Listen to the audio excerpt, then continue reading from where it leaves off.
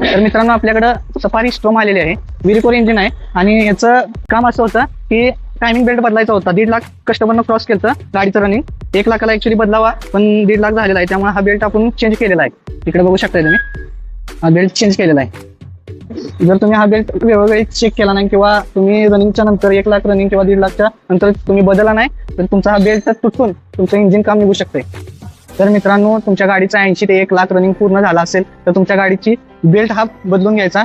Belt किंवा chain असेल, timing chain असेल ती बदलून घ्यायची. कारण जर हा बेल्ट वगैरे तुटला तर पुढे जाऊन तुमच्या इंजिनचं काम, रनिंग मध्ये जर तुटला तर इंजिनचं काम निघू शकतं. प्रत्येक कंपनी वाईज बेल्टचं किंवा चेनचं शेड्यूल वेगवेगळं असतं, ते चेक करून घ्यायचं. त्याचप्रमाणे तुमचं एक नॉर्मली तुम्हाला रिडिंग सांगितलं की 80 ते 1 लाख रनिंग झाल्यानंतर तुम्ही बेल्ट किंवा चेन बदलून घेतली पाहिजे. व्हिडिओ आवडला असेल तर पेजला लाईक करा, शेअर करा आणि जर तुमचं असं सर्व्हिस असेल, सस्पेन्शन वर्क असेल, इंजिन वर्क असेल, जर तुम्हाला काम करायचं असेल तर स्क्रीनवर दिलेल्या नंबरवर कॉल करा. आपल्याकडं सफारी स्ट्रॉम आलेली आहे.